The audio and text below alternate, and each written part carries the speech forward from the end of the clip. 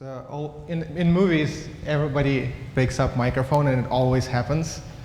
And if you test it appropriately before you start, it never happens. So, but it's kind of movie feature or something. I think it's good now. Yep. SSO is single sign-on, and RubyCAS is its implementation in Ruby. It's all relates to authentication. And every time I go and read something about authentication, there's always a diagram for some reason.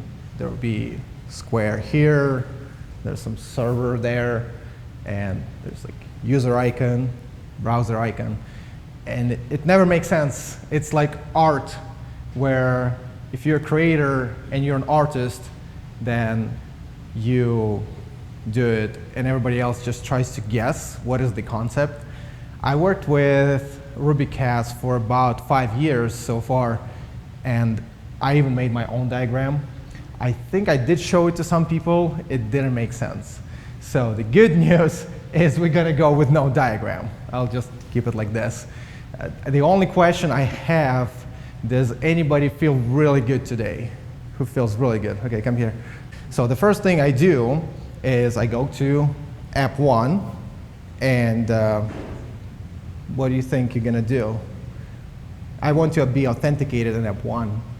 You're going to say, what's your username and password, or what do you want to create? Yeah, if you would authenticate by yourself, that's what would you do. You would ask for username and password here.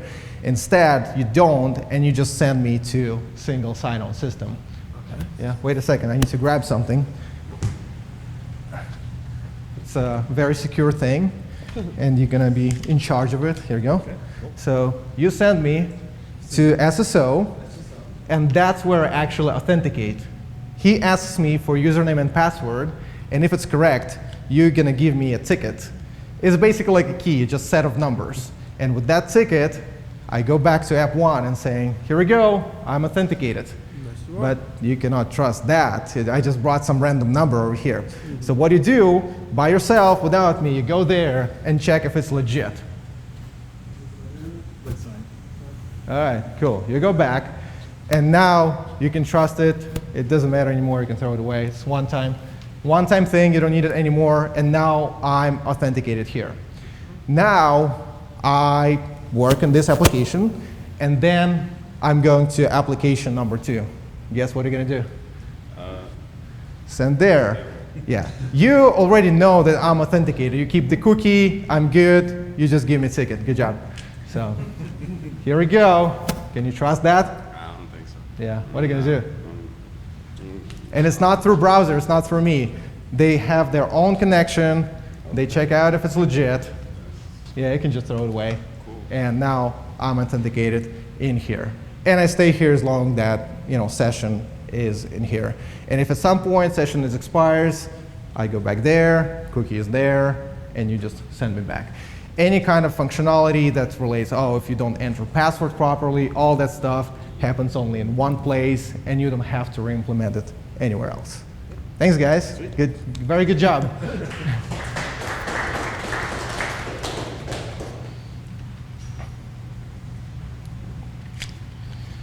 So RubyCAS is written in Ruby, obviously.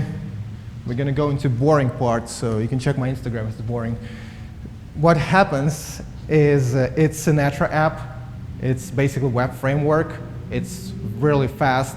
It's a very simple HTML page with username and password, which you can authenticate through, and a little bit of backend, how it all works. And it's pretty easy to set up. It kind of works out of box. Did you ever notice nothing actually works out of box? But you need to configure it a little bit, play with configuration, and then it just runs like any other web application, however you want to write, however you want to run it. What happens is you do need to configure it, connect to your database or whatever, your system where you store username and their encoded passwords. And out of the box, it has several ways how you can authenticate users. This is a set of files it has by default. So if it's some kind of SQL database, it have basically predefined ways of dealing with that. It has Active Directory, LDAP, should be pretty much same thing, Google, OpenID. So it can connect to one of those systems. You just need to play with configuration a little bit. And it will be going there to authenticate user, to check your username and password, and then all that process that we just showed is going to go through all of that. Out of the box, what it can do is not a lot. It obviously can ask you for username and password, let you in, exchange all these keys, and also provide a little bit more information for the application about you. There's a difference between authentication and authorization. Authentication means you can get in, and that's the only thing single sign-on knows about. Can you get in or not? What kind of features you have access to, what kind of rights you have in the application is very different story. But it can help with this because it already has access to your database where your users are and all their features, all of that, and it can send it back to application, so application doesn't have to go again in database and rerun those queries and get this data again and again. So it can help with that. There are clients for a lot of frameworks. There's client for Rails. If you write in Python, there's a client for that. So there are lots of libraries, and even if you use some kind of very exotic application or technology, it's actually not that hard to implement it by yourself.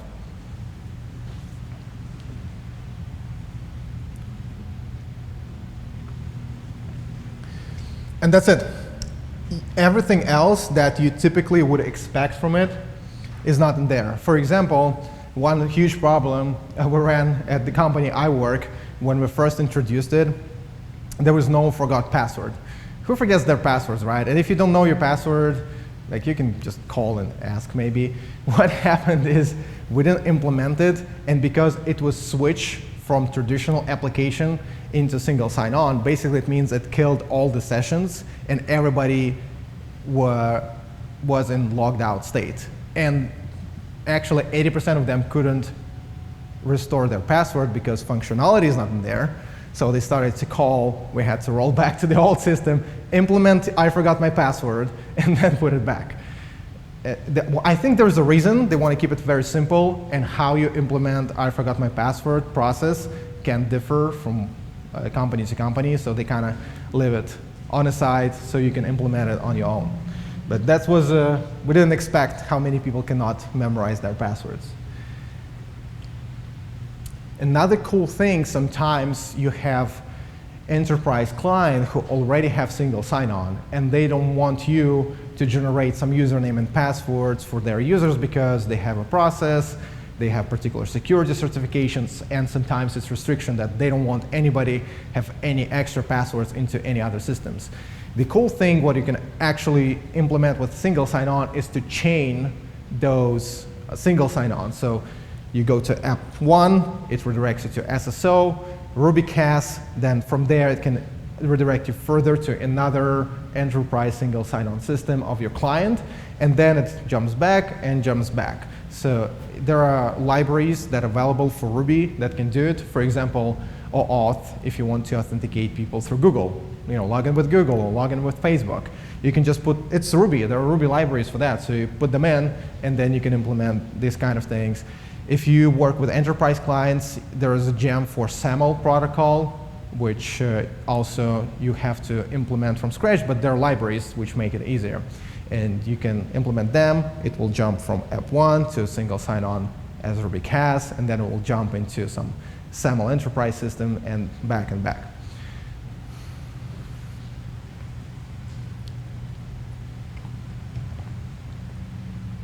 Out of the box, it has username and password fields.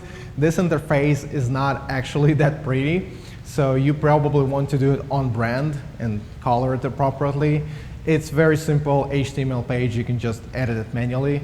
It's just something to be aware of. They kind of allow you to go into configuration and change a couple of parameters, like what it says here and there. In the essence, if you want to change colors and whole layout, it's just HTML page, and you can go and just implement it like any other Sinatra or Rails application. One thing that, for some reason, a lot of login systems fail to do properly is redirection. Let's say I already have a bookmark in my application. I want to go to a specific page. I'm not logged in. I'm redirected. And when I'm redirected back, it doesn't properly land me. It just lands me in the main, on the main page, but not the path that was in my bookmark. Sometimes it does work and they redirect you properly, but only first time. If you enter wrong password and then you enter right password, it doesn't redirect you properly. And here we had to implement it from scratch, and it's not that hard to just keep carry on this parameter which says what is the URL you want to go back to.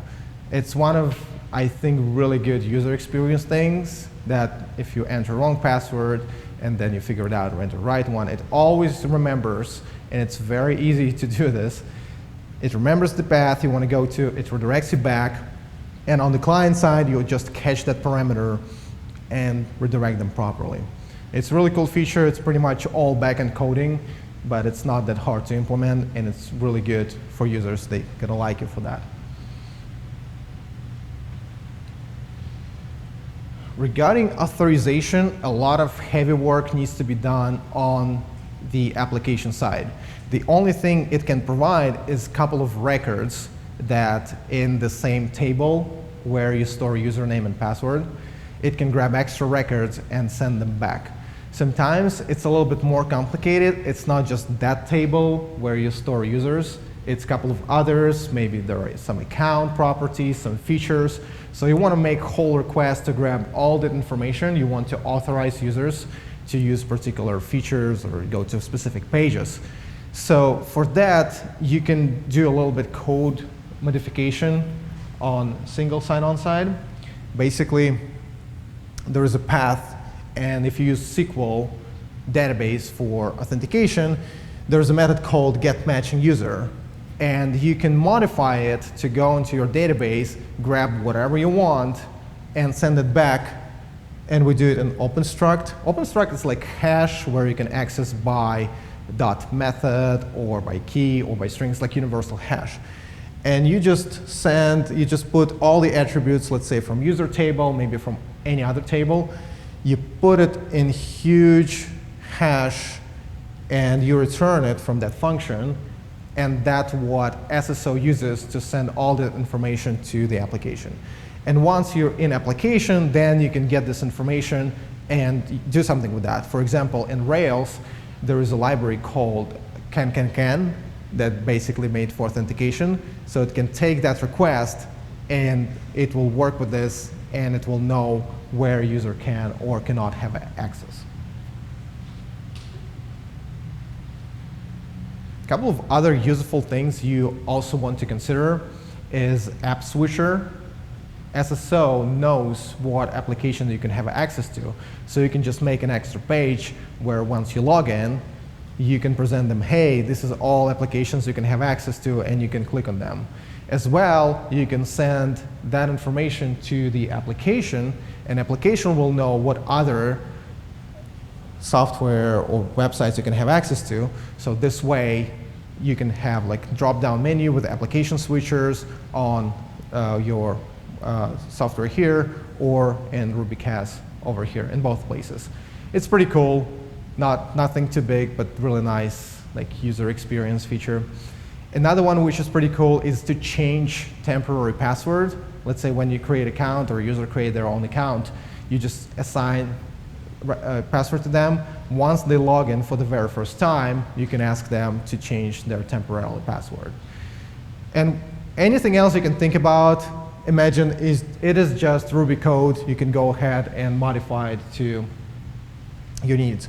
So what happened, there's a file called server RB. It's pretty much all the logic that happens in regards of all the requests, HTML pages, and all those tickets and code exchanges. It's in one huge file. It's 787 lines in a repository. And then we started to do all those modifications, and we even cleaned up code a little bit because we just use MySQL database, and there are lots of other pieces that try to work with other systems. We just cleaned it all out. So with cleaning up, it actually went up to almost 2,000 lines of our custom codes, including like we had to remove a bunch of it.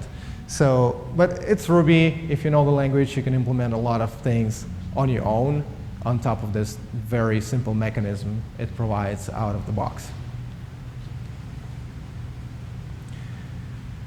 Couple of things in regards of security. I mentioned in the beginning it's very important that application makes their own connection to SSO to check if ticket is valid. Because what happens if you give it back to me, a user, a browser to carry on, it goes and who knows what I can do with this. So it is as secure as your connection between your application and single sign-on. Because whatever happens between them, if somebody can modify that, that's the only problem you're going to have. So out of the box, it doesn't provide you any extra security as anything else. You have to think how they're going to connect. You obviously want to use SSL because otherwise it can be easily modified. Another thing which is you really need to consider, it doesn't force you to encode anything in your database in any way. So if you store open passwords in your database, it's going to keep working with that. So basically security is still on you. It just works with whatever you have, and it doesn't force you to do something particular. So if you care about storing passwords secure, it has a lot of encoding and decoding libraries already in it, and it's going to work with what you have, but it doesn't enforce you to do this, which is very important to keep in mind. Another thing is cross-domain. What it means is if you have myapplication.com as the main domain, and then for everything else, you say, oh, I'll call it app1.mydomain.com. This is going to be app2. What people do without single sign-on, without true single sign-on, they authenticate and they try to play with cookies and put cookies to parent domain. It's very cumbersome and it's very questionable from security standpoint. So it's kind of first thing you can think about, but then you realize that it's not that easy to implement, and then it's very questionable because there are lots of things that can be done security-wise to intrude into system. So single sign-on not only avoids that situation, but you can have completely different domains. You can have like app1.com, app2.com. Single sign-on can be on completely different domain. It doesn't matter at all for the system. You don't have to think about cookies. You don't have to think about anything else. You have server here, client here. They interact, and you can use any domains or names you want. It doesn't depend on that at all.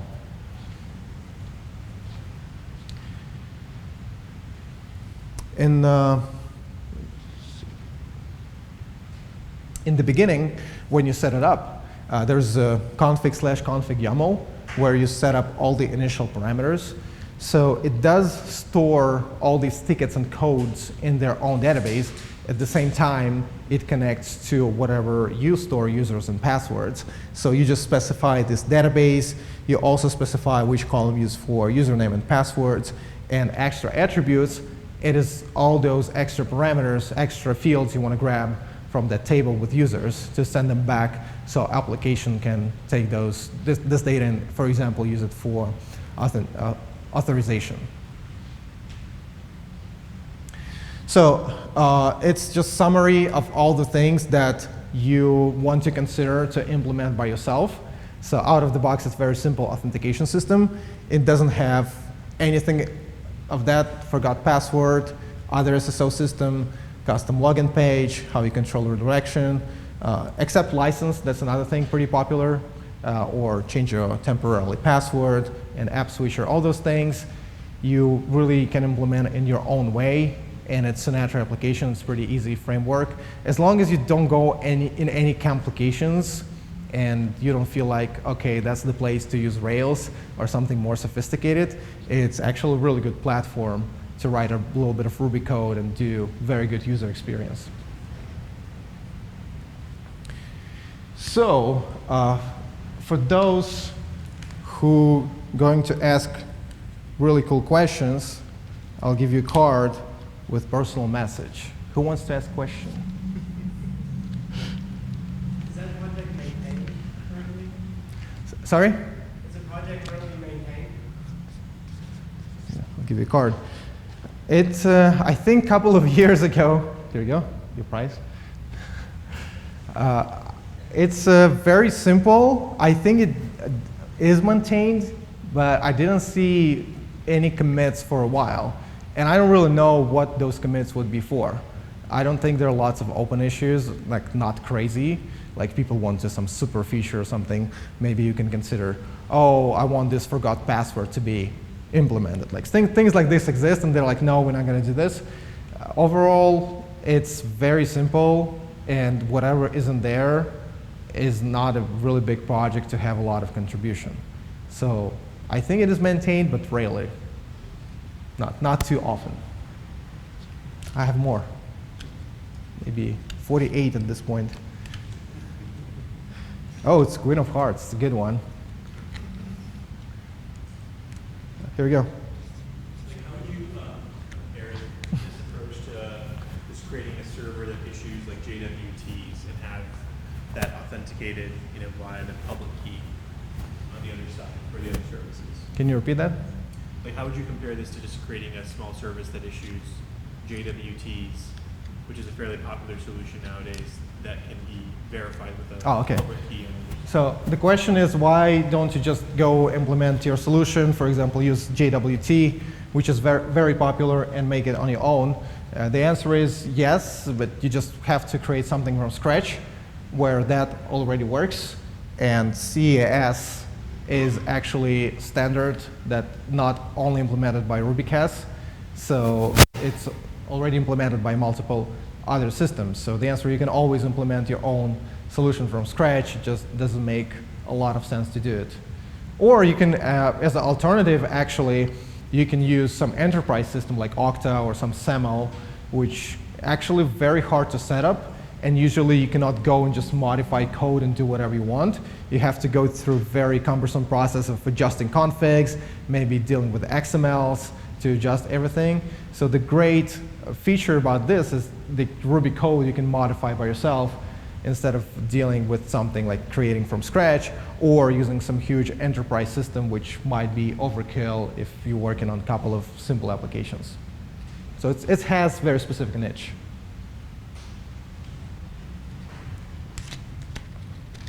$47 left. We're going to stay here for a long time. I need to use all of them. Here we go. I was kind of curious if you essentially had any sort of complex exploration scheme for the various services that were using the centralized SSO. Can you give an example? Oh, just like certain services are a little bit more sensitive and might, like, say they handle a financial transaction when the other thing is, like a personal side. Okay. So one needs to expire a lot. yeah, so the question is about, I guess, just following particular guidelines or certification or standards, how long you store cookies, how, let's say, users and passwords stored and encrypted, things like this, because in some industries like healthcare and finances, there are strict requirements.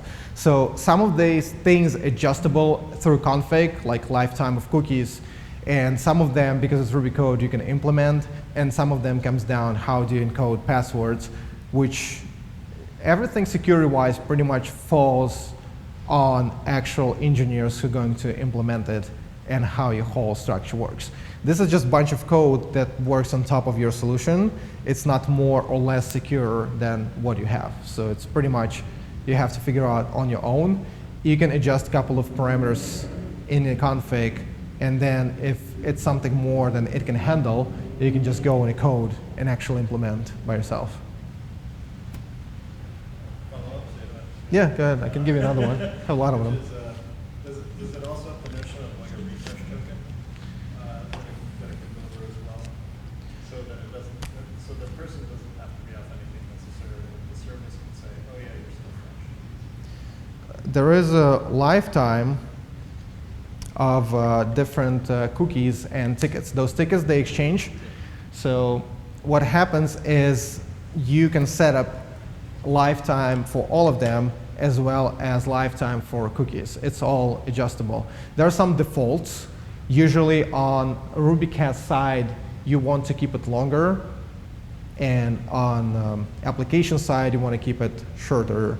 And in case your session expired, you can quickly go through a whole loop. And it actually goes so fast that in a browser, you don't even notice that it went back and forth. You don't even see how it changes. Like, because it's so simple, it's so fast. So usually the guideline, you want to keep it short on the application side, especially from time to time, something changes, like what you can have access to. So you want application to expire cookies faster than single sign-on.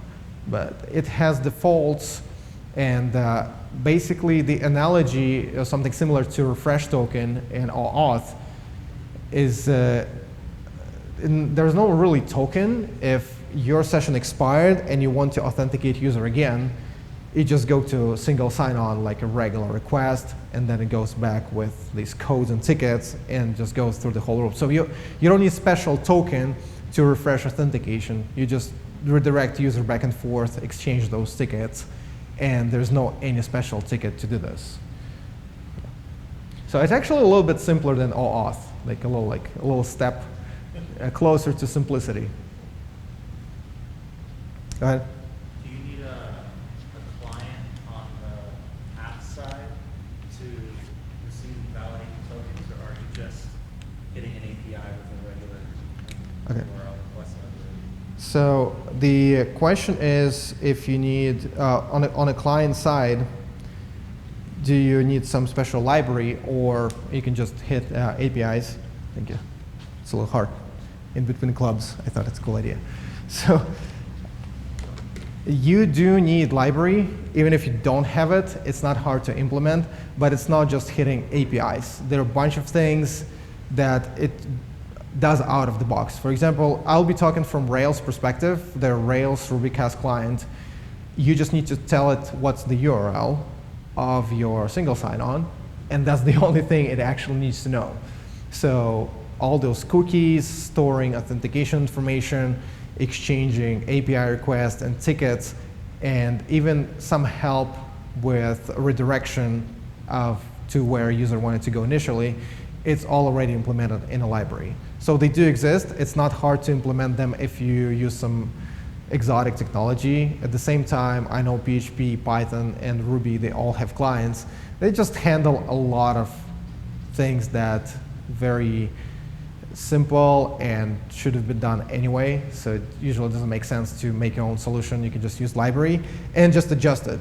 So on the client side, you might want to implement some modifications. And from my experience in Ruby library, it's actually really easy to do. You just go into client code, see what the function where particular thing happens, and you can just inherit from that class and implement your own function to do something a little bit different. It's a good one. Go ahead. Are we talking about the RubyCAS server GitHub repo or a different one? Sorry? Like Dave and I were just looking at the GitHub, and the gem spec says that Rails is less than 4.0. Well, that's a very old release that has known security vulnerabilities. So I didn't know if we were looking at the right repo, but that would, if that were the case, I would not be using that in production. So because we deal a lot with this server.rb, where basically you can make all the modifications. If it doesn't work, I didn't check it, what Ruby version doesn't work, but from my perspective, the code is very simple, and usually Ruby is backwards compatible. So there's nothing. I think official repo might depend on something old, and they eventually drop support of that, and it kind of ties up to a question about how well it's updated. But I think we use version well above the one that it went with, and it just still works. And the code there is so simple. There's nothing exotic happens Ruby-wise that somehow fresh version would not be able to support. And even if it is, it's not actually a complicated file to go and modify it by yourself. Definitely, I don't know up to what version of Ruby it works, but definitely well above the one that they use to implement it. It's a good one. Yeah, it was pretty old. It's out of support, so. Yeah. Awesome. Well, thanks, guys.